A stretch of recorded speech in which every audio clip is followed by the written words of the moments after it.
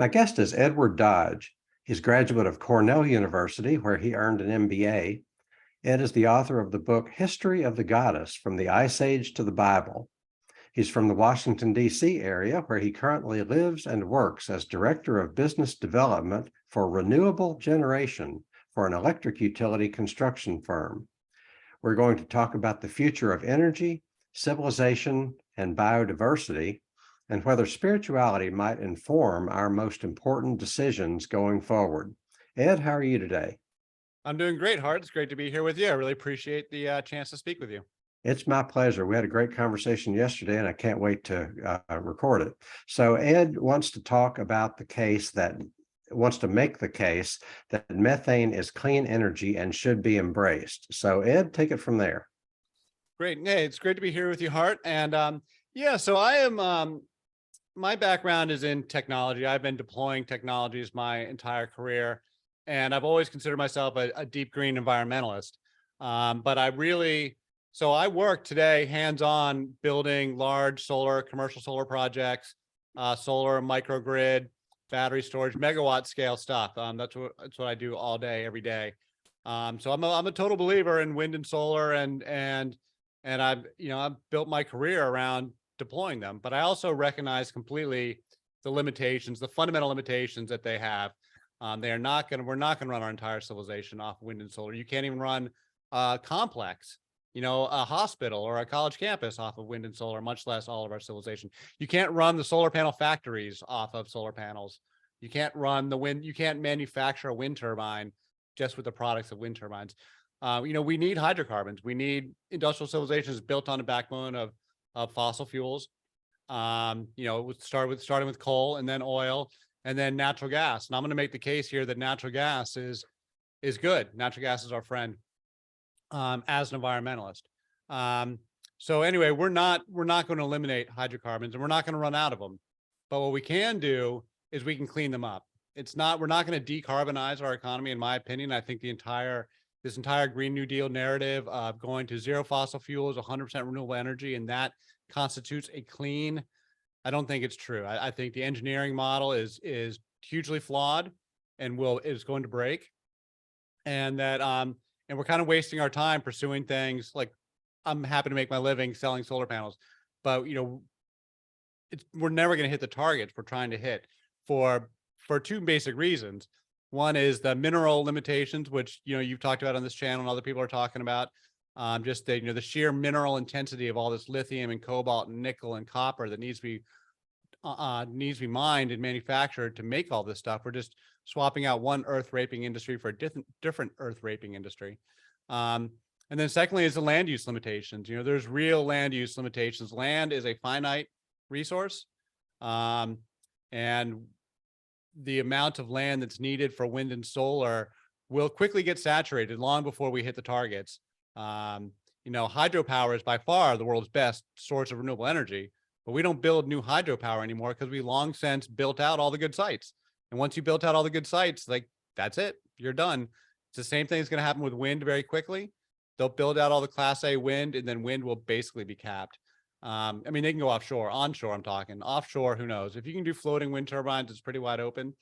But the point is, land is a finite area. Solar, there's a lot of land out there for solar, but these are small projects, and the megawatts are small, relatively speaking, and it's always on the margins. And so it's always going to be on the margins, wind and solar. But if you want to have something that actually works, build a reliable, redundant energy grid, well, the venerable old diesel generator is actually the backbone of the global energy grid all over the world, where they don't have power plants, not talking on America, talking third world, talking islands, where you don't have big power plants, you have diesel generators. And that's what people use all over the place to run their power. We use them all over at facilities in America. Every big building has got a diesel generator attached to them. Anyone that can't go out of power, college campuses have them, hospitals have them, your police station, everyone's that's got mission critical has got these diesel generators, and they're not going away because a solar and battery pack on the roof isn't going to provide you all the power you need to run that building. Any building that has a sufficient energy use in it is not going to be powered by solar panels and batteries. So if you want reliability, you run generators. And so the problem with diesel generators is that the fuel is totally toxic. You know, the diesel fuel makes us all sick. You know, the particulates and the pollutants, and we all know the problems of oil. So the question is can we replace the fuel? Can we replace the fuel with a non-toxic fuel? And the answer is yes. You know, methane is non-toxic. Methane is the core contributive element of natural gas. Most people know this. And methane is, while it's being totally demonized in the media and by the activists these days as a greenhouse gas, and the environmental movement is working very hard these days to protest gas drilling, to protest gas infrastructure, to rip out gas infrastructure. They're making moves now on gas stoves. Municipalities and states are making moves now to ban new gas infrastructure. This is all a huge mistake, in my opinion. In my opinion, we should be running a hybrid gas electric model that takes advantage of the resources that methane is, because methane is a biological gas. It is totally non-toxic. It does not harm us. It does not harm the birds. It does not harm the fish, not harm the worms. If you spill it, it's not a problem. It floats. It doesn't even go in the soil. And if you release it in the water, it doesn't harm any animals. In fact, it is a building block of life. Methane is a building block of life. It is one of the backbones of the food of the, like the biological web of life.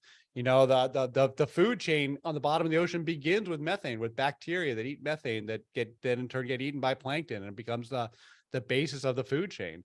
Methane is good. When they blew up the Nord Stream pipeline, we all saw it. It blew up, and they bombed these two massive pipelines that are like, I don't know, 24 inches in diameter or bigger. And they gushed a 750-mile long pipeline. And they gushed for a week. And we all saw it gushing all this gas, but it wasn't an environmental disaster. There was no dead animals anywhere. There was no problems at all. Like Norway, if you listen to Cy Hirsch, Norway participated in blowing it up, and it blew up right along their shorelines.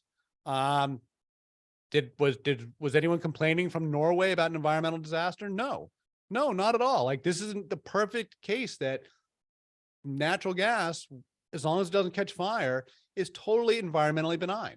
It is totally fine. And in fact, it feeds life. So my argument is twofold. My argument is, in fact, is threefold. There's 3 points I want to make to my clean energy vision. The first 2 are totally already accepted common sense. The first one being ecosystems. If we're serious about the environment and about being environmentalists, our number 1 priority should be putting our ecosystems back together. We have our entire economic models and our property tax models incentivize us to cut our ecosystems to pieces all over the place, to extract resources, to extract, anything and everything out of them. And we don't place any value, any monetary value on an intact ecosystem unless it's set off as a park or set off as a preserve. But we don't reward a property owner for having an intact forest. In fact, we penalize a property owner for having an intact forest in the form of property taxes. You have to pay taxes if you own that land. And if it's just a big chunk of forest that's a great habitat for wild animals, well, where are you going to pay your taxes from? Well, you're incentivized to go cut down some trees and sell some timber, and that's how you're going to pay your property taxes. And in many parts of American history, if you didn't cut down all the trees, they take the land away from you. Like when they did land grants, like after the Revolutionary War and stuff, they would parcel out chunks of forest in upstate New York, where have you, Ohio. And they would tell these soldiers, these veterans, that's how they would pay the veterans to give them land grants. They told them they had to go improve the land. That meant cut down all the trees, build a fence, and like turn it into something, turn it into a farm. That was improving the land. So as a country, we have a history of, and as a global culture, we have a history of not valuing wildlands and only valuing them for economic output. And so we're all incentivized to go cut them to pieces. And so that's what we're doing. We're very busy little beavers cutting our ecosystems to pieces, and we're very effective at it because we don't have the right incentives in place. And we have to change our value system. This is where the spirituality comes in, is change our value system so we really appreciate ecology and raise it to the level of human rights. We place human rights above economic rights, and then everything else comes after that. I think we need to raise the morality of plants and animals to the level of human rights, above economic rights, and then, redo our free markets from there. So first thing is restore our ecosystems. Oh, and that's where we absorb all the carbon. So the circular economy, phase 2 is zero waste and a circular economy. And so the circular economy on carbon emissions is for all the carbon to go back into the soil, the regenerative agriculture, the restored wildlands, the forestry, the jungles, because the numbers add up. The numbers add up generously on soil carbon. You can get a ton of carbon per acre, or at least per hectare, which is 2.5 acres, per year in regenerative agriculture. You can put a ton of carbon every single year, not carbon dioxide, but carbon. It's 3 tons of carbon. What is it? 3.5 tons of carbon dioxide every ton of carbon. So there's a lot of carbon that can go in the soil. When you think about that, all life is made from carbon. All the plants, all the animals, ourselves, we are a product of carbon. The carbon is the building block of life. When you think about that, the mass weight of plants and animals relative to the weight of the carbon dioxide in the atmosphere, and you start to see how those numbers add up. And I've got charts here I can show you about how the natural carbon cycles are so much bigger than what we're doing.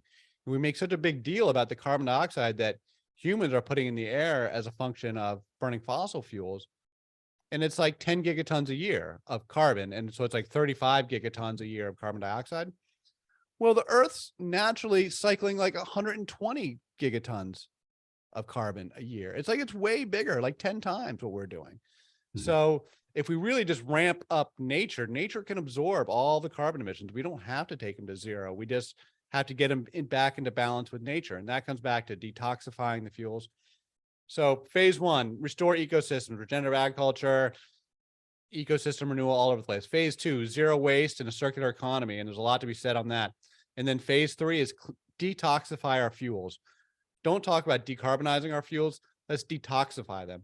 We have non-toxic fuels that we can use across all sectors of industry. Methane, people talk about peak oil. Art Berman and all these folks on the Oil Drum and some of these other podcasts are talking about peak oil has been a big topic of discussion. I'm more in the Daniel Yergin camp that we keep finding more and that we'll simply choke on the stuff long before we ever run out of it. But that's kind of irrelevant. The point is that we will never run out of natural gas. We have so much methane, both as a fossil fuel, where it is by far our most abundant fossil fuel, because we've got these methane hydrate deposits offshore that are just utterly massive and haven't been tapped yet. The methane in the ice on the seafloor, if people aren't familiar with it, it's a whole fascinating topic of discussion unto itself. And then it's our most abundant biofuel already today. Renewable natural gas is already our most abundant, most productive, most cost-effective, blows corn ethanol out of the water in terms of its productivity. Natural gas is already our most abundant biofuel, same molecule. I produce methane, you produce methane, we fart methane. That's why we can light our farts on fire. Yeah. People don't talk about that our fart gas is literally the same molecule that's in the natural gas pipelines. And then the activists tell me, and I am an environmentalist activist. I've been in the Green Party for a long time. I was a Ralph Nader supporter going back to the early 90s. I have been doing this stuff for a long time. So I've been a part of the Green Party protest movements. And they tell me I'm supposed to worry about carbon dioxide and methane. I just don't buy it. Like, I'm supposed to be worried about my breath and my farts. Like, that's what's going to kill me relative to like nuclear war and, terrible policies that are going to run our country into the ground. So we'll never run out of methane. And it is in turn a universal fuel that it isn't just a replacement for coal in the power industry. We can run our entire transportation industry off it as well.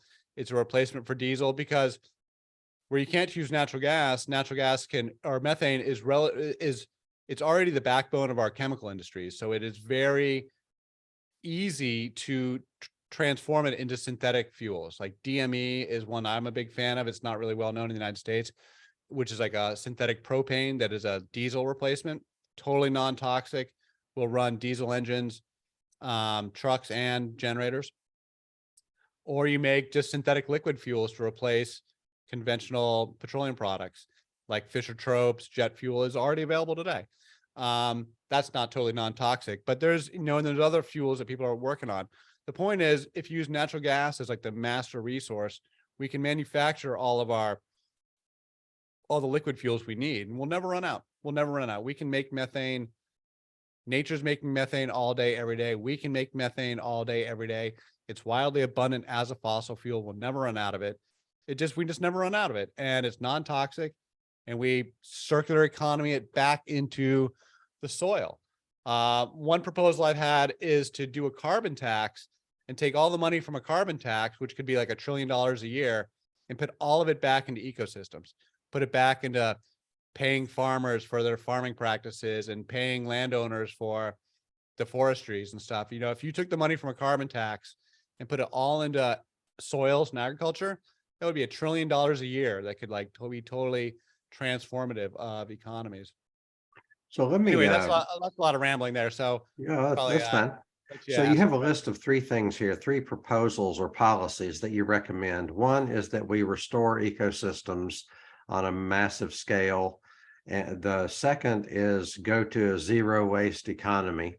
And third is to detoxify fuels. Yep. That's my 3 principles. Mhm. And so when you go non-toxic fuels, you just naturally go to natural gas. I mean, this was a huge revelation for me when I started getting into this stuff a few years ago, was realizing that we could run our cars and trucks off of natural gas. Like that just like blew my mind. I was like, wait a minute, it doesn't have to be, you know, we're not just stuck with gasoline and diesel, like, or, you know, and that we can make these synthetic fuels, and that we can have, you know, it's not perfect emissions, but like the same, you know, you would never burn coal or diesel fuel inside your home, right? You would never cook your food on diesel fuel, right? Because it's nasty. It's like super toxic, you know. If you've ever been close to diesel fire, like the smoke is gross, and you know, you would never even dream of cooking your food on it. Mhm. But we cook our food on natural gas because it's non-toxic. Right. So the idea that we can run our cars on the non-toxic fuel was like, I don't know, to me, that was just such a game changer. And then I'm hands-on with technology, and I recognized a long time ago that from an engineering model, these 100% renewable energy schemes just don't work, but that a marriage of natural gas and renewables work perfectly together because they complement each other perfectly. The natural gas and battery, or the you know, say if you have a microgrid where you've got a solar and batteries paired up with a clean fuel generator. Now you've got a system that scales, that works anything from an individual house, like that you could have this same model for your own home, or say for your island community. You just make them bigger, make bigger solar panels and a bigger generator, bigger battery pack. And it can scale to a college campus. It can scale to, you know, an island like Manhattan. And then you can have these microgrids can all talk to each other. They can be on the same power grid and sharing power with each other in 2 directions. And so can the gas pipelines. The gas pipelines are two-way street. You can inject gas anywhere from on the gas pipelines. And so you can have this web of microgrids that are all reliably and redundantly supporting one another. And we can have a very reliable grid built from the bottom up with like cellular microgrids all over the place. And, you know, and then bigger power plants, you know, Let me situated share with strategically. you something that comes to mind for me. So we agree that ecosystems are extremely important, and that's your number 1 principle, to restore ecosystems. We share a concern for the rapid decline in biodiversity. Yep. And so far, so good. If we were to stick with that principle, I think a lot else would take care of itself. But when I think of anything in the built environment, including our vehicles, including our technology, anything that's made of metal, and especially the extent of civilization and the amount of concrete and steel we use, even if you ran all of that on clean energy, it would still be problematic from a standpoint of Yeah. No, I water agree with you. pollution, from the standpoint of biodiversity, from the standpoint of land use. Yeah. So, Well, I mean, as the human populations grow, we are encroaching on all the other life on Earth. And so there's the fact that human populations have gone from, you know, 1 billion people to 8 billion people in like 150 years is like ecologically problematic. And there's like no political solution for it. Like there's no political solution for, I mean, we can try and tap plateau our population growth. But like, there's no real political solution for like cutting populations down. I don't really like, I don't know Well, what to say. okay, let me But as riff a far as little like, bit I on. think that sidetracked from what you were, I think you're getting at, which is like mineral use.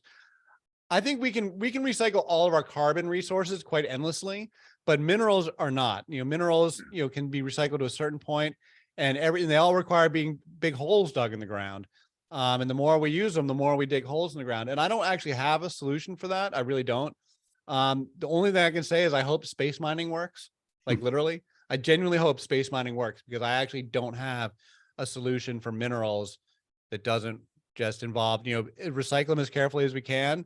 But like, we just keep digging holes in the ground, and that's why we have to be really careful about the electrification initiative, because it's so mineral intensive.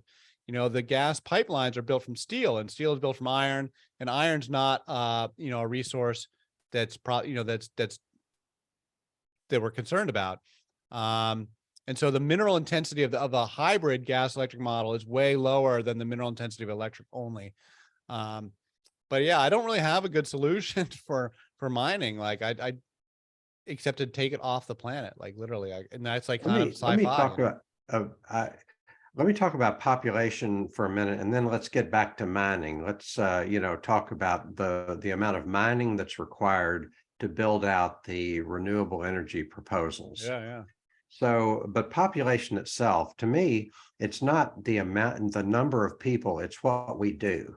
I mean, if you look at biomass, I'm sure people are not number one in the world, not number one species for the amount of biomass. Well, One us time I and heard, but our livestock are, but humans plus our livestock are by far the biggest, so like animal biomass, like by far. well, that get the livestock and how we utilize it, that goes to the issue of what we do.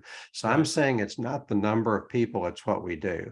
It Right. seems likely that in the foreseeable future, population will level off. And so I don't think we're looking at exponentially growing population, but Sure hope two not. different people are going to, there are 600 million people in the world that make their living as herdsmen, as pastoralists.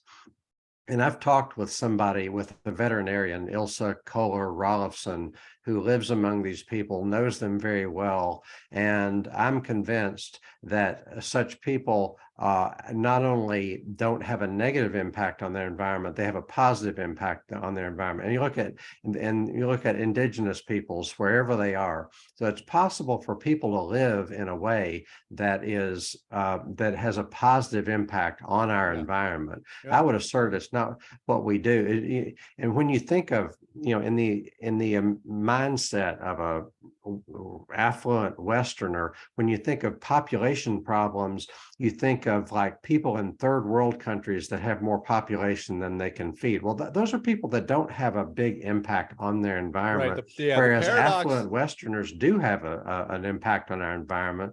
Plus, we've gone, we're imperialistic and hegemonic in our influence on other continent, on our own continent, but just take Africa as an example. We've gone in there, green revolution, heavy tillage, heavy pesticides, monocrops, cash crops. I was talking just yesterday with a friend of mine from Africa, and she's saying, if I could do anything, I would, I would not use our land for cash crops. I would use our land to grow food. And there's more food insecurity in Africa now than there was prior to the so-called Green Revolution.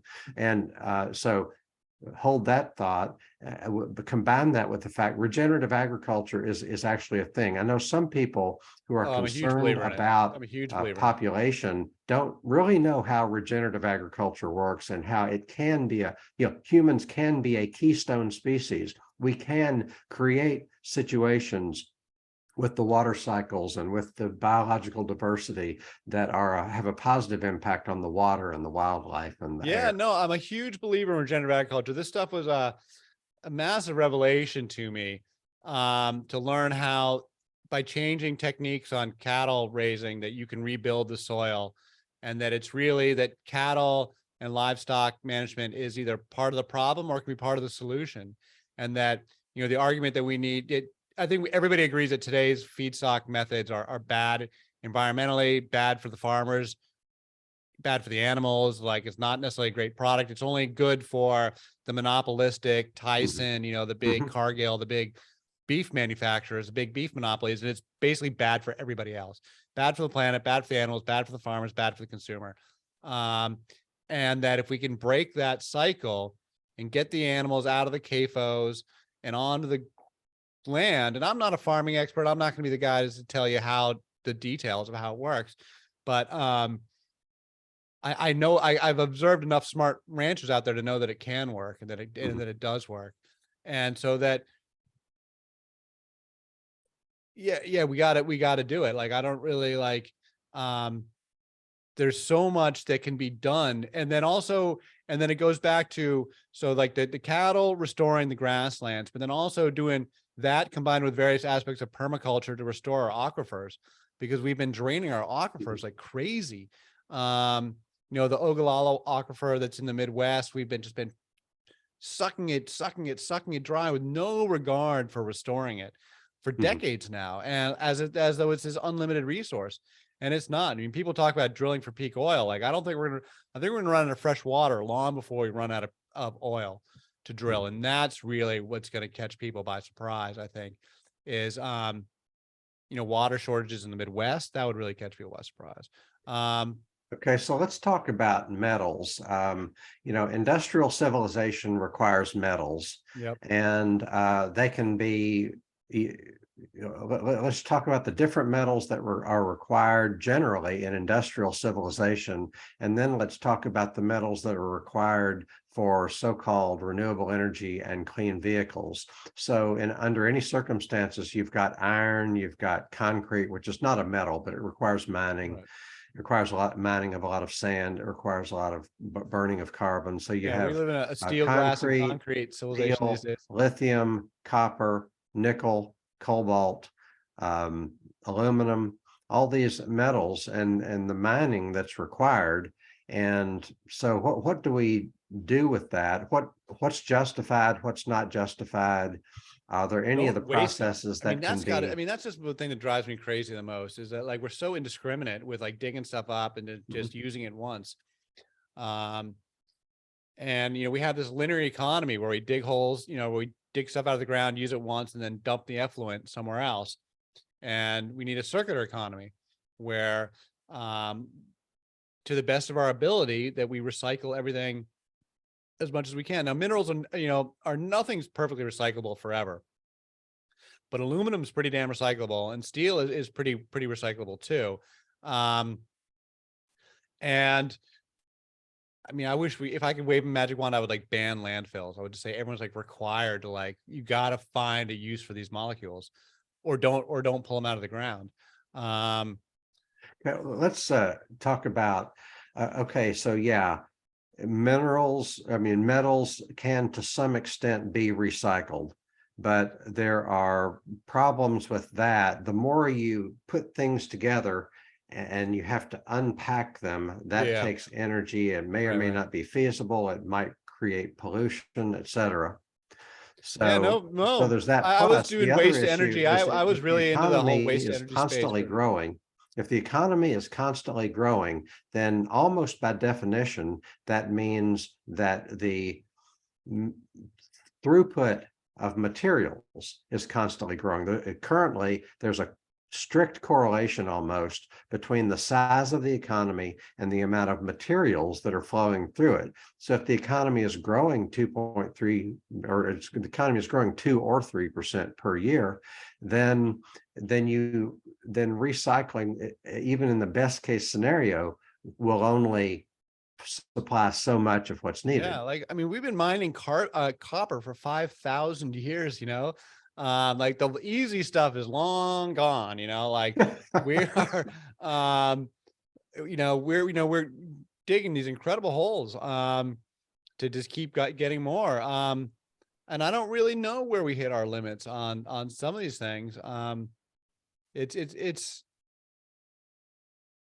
a tough, like, I don't worry about carbon stuff because I know that nature cycles carbon, and we can recycle our carbon if we get smart enough about it. So all of our clothes and paper and all of like that sort of disposable material, like we could actually be quite clever and manufacture that stuff synthetically if we wanted to, and like recycle it all back into nature and be very like, carbon is life. And if we worked with it right, like we could be very abundant with it.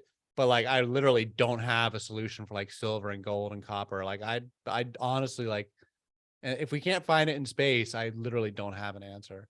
Um, Okay, so Ed, you wanted to talk about soil carbon. So let's talk about soil carbon. What do you want to say about that? Yeah, just to reiterate the points that I don't have any like facts and figures in front of me to start throwing stats out, but um, just I had done this research a couple years ago, and I published a couple papers on it that really impressed me with just that nature, that the sum total of nature, but between our regenerative agriculture with our farming practices, and our permaculture, and then reforestation and re-jungleization, if you will, that these numbers add up quite dramatically to more than absorb the 10 gigatons of carbon that we need to get back out of the atmosphere. And that 10 gigatons in the air sounds like a lot, but 10 gigatons on the ground is actually, that's just life.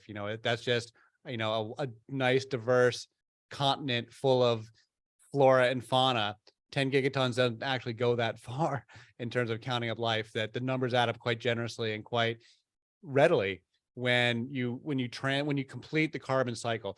That half the battle on the entire like rising carbon dioxide, on one hand, yes, we're burning all this fossil fuels as everyone talks about. That's half of it. The other half of it is that the carbon wants to go back into nature, where Mother Nature wants to use it as food. And we've been cutting Mother Nature to pieces. And so Mother Nature's not been able to use it as food. So that's why it's been building up. But if we reestablish that food aspect of it, that Mother Nature will take it insatiably. She will soak it all up and then some, and wants to. And so the numbers totally add up, and they add up exponentially. And so Yeah. we can readily absorb our 10 gigatons by Well, restoring global ecosystems. it's very practical. Okay, so having soil carbon, having a lot of soil carbon is good for the soil. The optimal amount of soil carbon varies with the ecosystem and the biome, but somewhere between 5 and 10% is as an optimal amount of soil carbon in most places.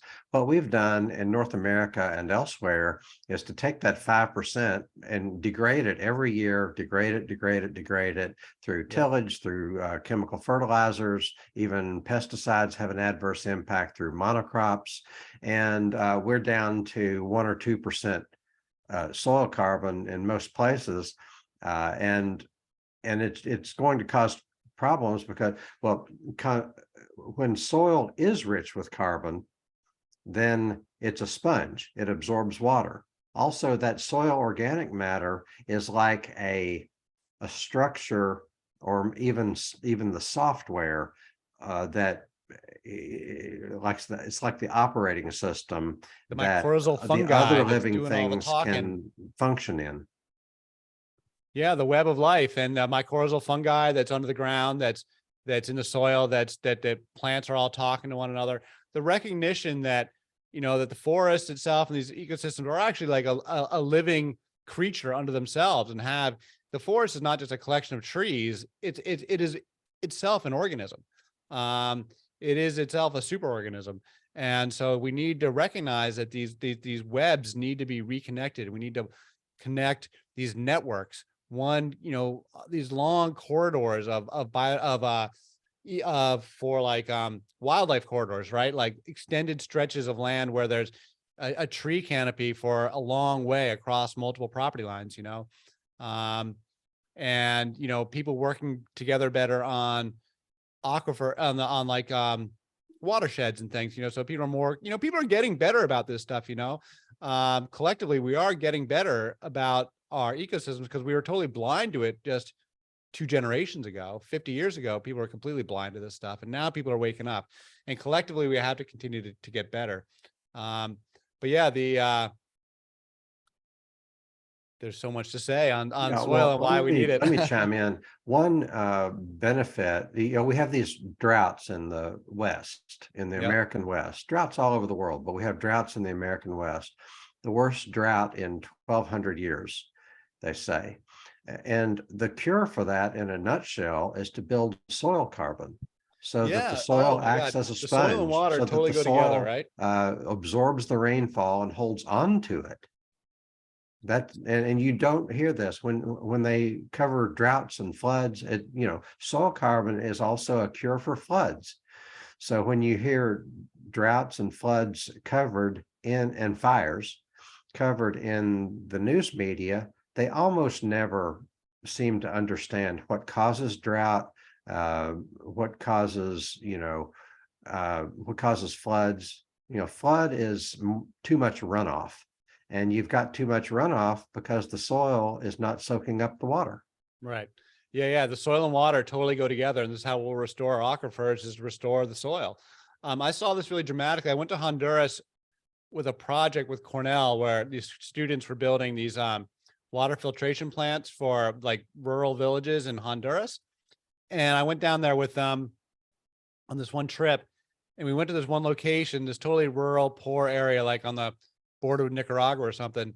And the villagers were telling us how their creek had totally dried up, and that they used to, there was like this rainforest they were living in, and how the prior generation, their fathers, had been convinced that somebody had convinced them to cut down this hillside, this big hillside, and plant coffee beans there.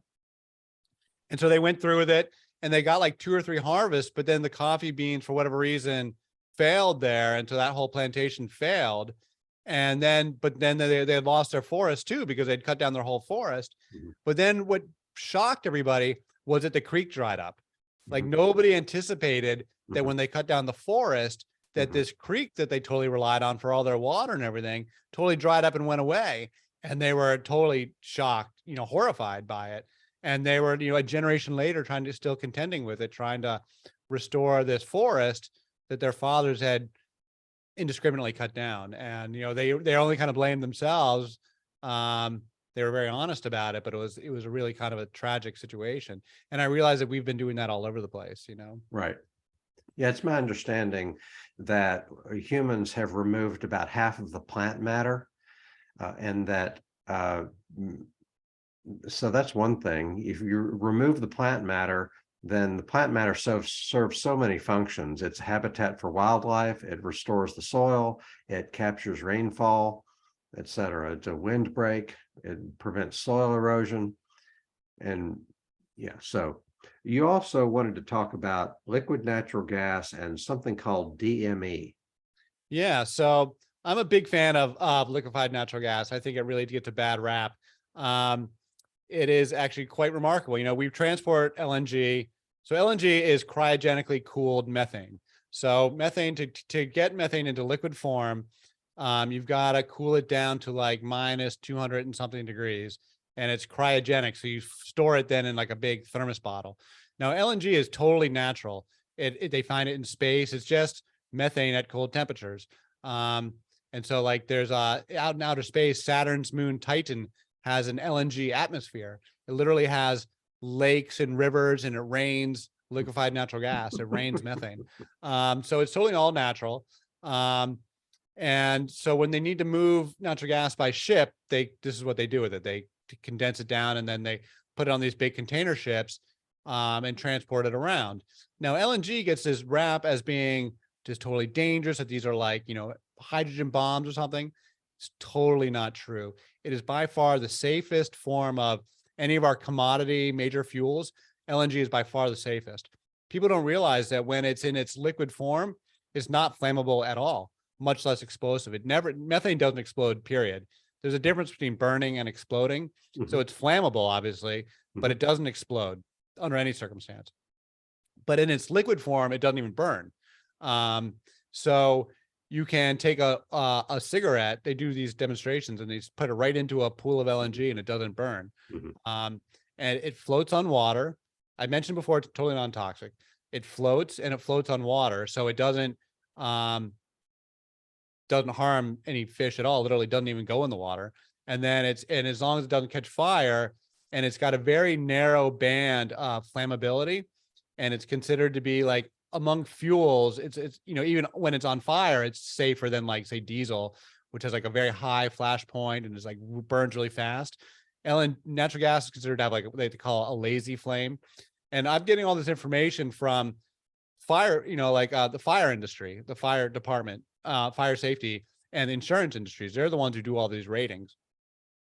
And so the LNG container ships, they do have to be very safe with them, because if they do have spring a leak, they've got a huge volume in there, which will take a long time. So what happens is when it's liquid, it's not burning, but then it instantly vaporizes and becomes a vapor. And those vapors very much are flammable. And so if there's an industrial accident or whatever, and it's leaking and those flames are coming off, the vapors are coming off, they definitely can and will burn. And so you do have to be careful about it, which is why they they'll have LNG off on these very long docks, right? They don't like to bring it right up close. They'll have it, they'll park the ship, still a couple hundred meters offshore with a very long dock and bring the gas in. Nonetheless, the safety record is like excellent. Like no one can name a major LNG accident because there hasn't been any. There was a big one in World War II when they were just learning how to build these things, and they had material shortages because of the war effort. And they had an LNG in Cleveland, Ohio in like 1945, an LNG container on ground failed and caused this big fire and like was a big disaster. It burned up, it went into the sewer line and then caught all these houses on fire. It was like a big deal. But that was like in the 1940s, right? And there was all these lessons learned about how to properly site these things and build these things. And ever since then, they haven't had a major catastrophe of any LNG containers on land or of the ships at sea, even when they have run aground or had maritime accidents, because they've been running these ships since the 1960s all over the world. Like there's container ships going all up and down. They bring them right into Boston Harbor currently. And because they're built as these thermos bottles, they're all double-hulled containers, double-hulled ships. And so even when they have run aground or had a big issue at sea, they've never actually pierced the hull and actually caused a leak. And even if they did cause a leak, it wouldn't harm the environment, even if the ship. Now there are some worst case scenarios where you can get an explosion called a BLEVE, but that's a mechanical thing. That's not the methane burning. There are worst case scenarios with natural gas.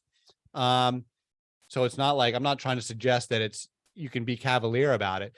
But what I am saying is that all the problems are totally well understood, thoroughly documented. It's a very well-established industry with a very, well-established safety track record and safety procedures. So like the regulations are a mile thick. Tell me about DME. And then DME is a synthetic fuel.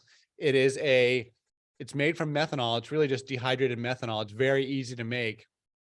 And you can make it from a variety of resources, basically any raw material, coal, wood, garbage, but they mainly just make it from natural gas because that's the cheapest. And it is it's like a synthetic propane. So it stores like propane. So it's like under light pressure, and it can be blended with propane, and they do it a lot in Asia, but they're not doing it here in America. But it can run a diesel engine, and that's the beauty of it. It's got a high cetane rating, which is what you need for a diesel. And so it runs in the same diesel engines we use today. They have to be modified for DME, but so you can't like just take the exact same engine, but it's the same compression engine principles. Mm-hmm. And so DME runs, the beauty of DME is because there's no carbon-carbon bonds internally. It burns with no soot, no particulates at all. It's like just no smoke, no soot. It's totally clean burning. Like natural gas, it's totally non-toxic. So if you spill it on the ground, it floats. So it doesn't go in the soil. It doesn't go in the water. It doesn't harm any animals at all. Totally non-toxic, but it can run a diesel engine. And so we could replace today's crap spewing diesel generators that are the backbone of the electrical grid, the underappreciated backbone of the electrical grid, and replace them with this synthetic, totally cheap. DME is also cheaper than diesel. And we could be running our engines off of it today. There was a big push to make DME the replacement for diesel in truck engines around in the mid-teens, like 2013 to 2015. The Volvo was coming out with a truck, and they were starting to push DME as a diesel replacement for trucks. But then all the electrification kind of stole the thunder out of the funding sources, and all those efforts kind of stalled. But the DME engines are all totally proven, and the designs are all there. There's no new technology needed. We could be rolling them out today, totally cost effectively. Why do you And think we don't? Why aren't we doing that? we're starting to try. But like I said, Usually the there political are winds kind of entrenched swung interests. against it when people started coming out with these electric semis, which aren't really going to work, I don't think. Usually when there's a good technology that is not being adopted, there are entrenched interests that are invested in the old technology. Well, the oil and gas industry has zero desire to use natural gas to cannibalize their existing petroleum. Like, they are petroleum first, natural gas second industry, and they will not they want to use natural gas and electricity because that's replacing coal. Coal and oil and gas are rivals. Oil and gas on one hand is a rival to the coal industry. So they are happy to sell their natural gas into the electric power because they're stealing from the coal business, which is their traditional rivals. They do not want to push natural gas in the transportation industry because that's just going to cannibalize their petroleum markets. And they don't want to do that. They would have to be forced to do it. And this is where, but right now everybody's pushing towards electrification, which I'm a big believer in electric cars. I love driving electric cars. I'm all for it. And I'm right now building electrical infrastructure for charging. I mean, I'm more power to, like, my company builds all this infrastructure. We're more than happy to do all this stuff. But I really think the mineral limitations, I just have a hard time saying these electric semis being a wholesale replacement for semis. I just don't see it scaling. I just don't see it scaling. I mean, maybe I'm wrong. Maybe electric can take over, but I see a lot of hurdles to overcome before electric semis replace diesel semis on the open road. Yeah, I agree. I mean, lithium and copper are two of the, and I don't know how nickel is used, but I have some understanding of how lithium is used and how copper is used. And both of those are just we don't have enough of them. Like you said, we've been producing copper for 5,000 years, and we know how much we can do. And the amount that's required, like, to build a wind turbine, it takes a copper cable the size of your leg. So it's more. We install them. Right. Yeah. So yeah, I'm pretty familiar with it. More minerals for less energy.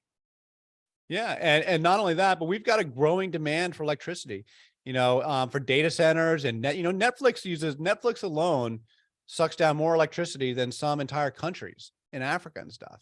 Mm-hmm. Like, the demand for power as we, digitize our universe is just astronomical. So I don't buy these arguments that we're going to be using less energy in the future. I think we need to go to a high energy future. All right. So maybe we should get to our sum up points. You were mentioning, as we wrap it in here, you wanted to mention your, what you think your final take is, and because I think we have to build for a high energy future. I'm all for a high energy future, but I'll let you take it first. Well, it's like, what's the priority? To me, the priority is to nurture the natural world that we depend on. Yeah. For our own reasons, to make life safer and more secure for ourselves. Plus, I'm of the opinion that other species have a right to thrive. And, human supremacism is the idea that our wants and our whims should come before the legitimate needs of other species. And I think we're always going to be that way if we insist on a high energy world, because the things that we do with energy, it's like having more and more and more weaponry. Something's going to go wrong. Having more and more and more energy, it means we're doing more things. We're building more roads, more power lines. We have more mines. There's more manufacturing. There's more shipping. There's more like the manufacturing of the vehicles and the freight and the trains, and it's just more and more and more. And I think we could live happy, satisfied lives without the high energy. And I think, in fact, we, to a great extent, we live in prisons of our own making. We get in a box to drive from here to there because that's our only choice. And we have all these roads. We have, we go, we leave a box. Do the we roads ride enable in a us or do box, they limit us there? What? All right. Do the roads, do they free us or do they limit us? The roads. Well, I The think the roads themselves. lifestyle that we have to adopt, like if it takes us $8,000 or $10,000, it takes about $10,000 a year to own and operate a car. If we had less of that, and the purpose of cars is not transportation, the purpose is profit. They're extracting money from us. So we could do, if you live in the country, you need a car or a truck. If you live in the city, which most people do, a 3-car family could be a 2-car family. A 2-car family could be a 1-car family. A 1-car family could share a car with another person. We could do with less cars, but that doesn't suit the people that are really in charge. So the amount of energy that we use is not, and it's not as if we have a democracy. The amount of energy that we use is not what we we wouldn't. There's a lot. Look around you.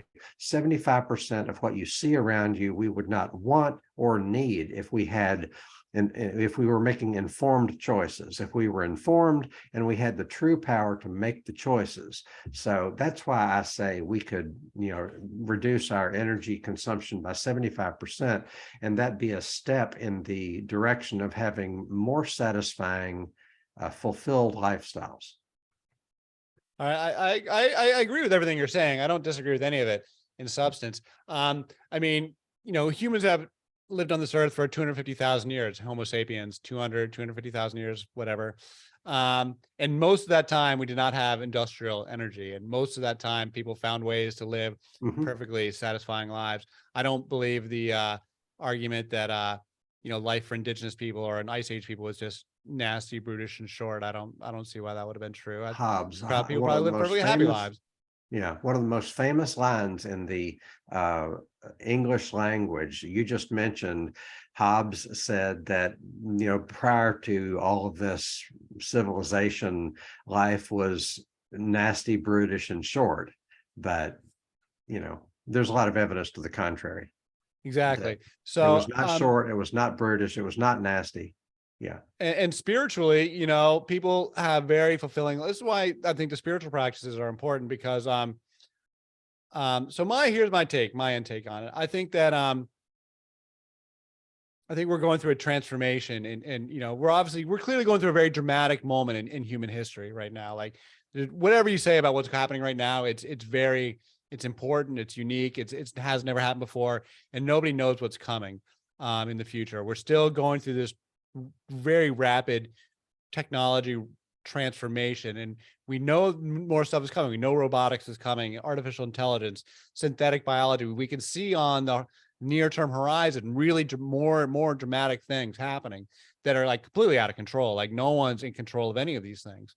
No one body, no government or business is in control of any of it specifically.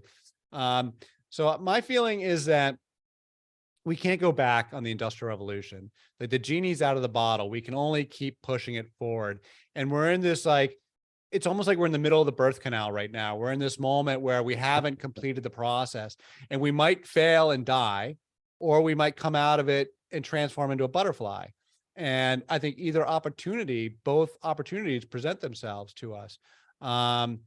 We can thrive or we can die. I do believe our current business and economic models, the way our industrial capitalism is set up at the moment, is a runaway train that's going to break.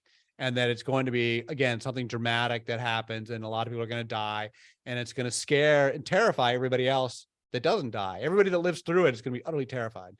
And that's going to scare people into making these kinds of profound changes and these spiritual, moral changes that elevate the natural world to the level of that we place ourselves and reintegrate ourselves.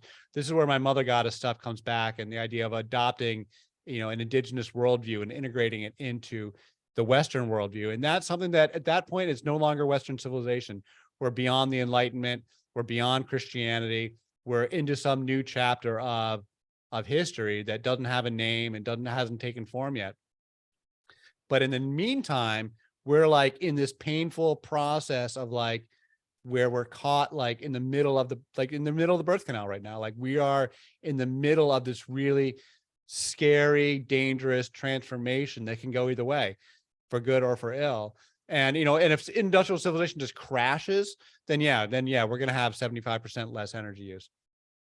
Because of like the whole like interconnected web of globalized markets. I mean, are you familiar with the Bronze Age collapse around 1200 BC? No. So this is a really dramatic moment when all of the civilizations around the Mediterranean, the Mycenaean Greeks, the Hittites in Turkey, then the Egyptians, and all of the great empires, the Assyrians, they all collapsed and either completely disappeared or completely receded to their back to their core homelands. So this is what sets the stage. So it's like a 300-year dark age from 1200 BC to 900 BC. And this is what sets the stage for, this is where the story of the Exodus comes from and the Trojan War. Both Greek and Hebrew mythology are both drawn from this, because this is the moment when the Israelites escaped from Egyptian power and were able to go into the land of Canaan, because the land of Canaan at that time had been controlled by the Egyptians. But when they suffer under the Bronze Age collapse, they withdraw from Canaan, and that's when the Israelites come in, and that's where we get the Bible stories from. And it's like a 300-year dark age where there was no law at all, and there was no writing, there's no trade. It's a complete breakdown. And then entire new cultures emerged. I think we could head into something like that. Right. I can totally see it. Well, that sounds like a great topic for another show. Yeah, right.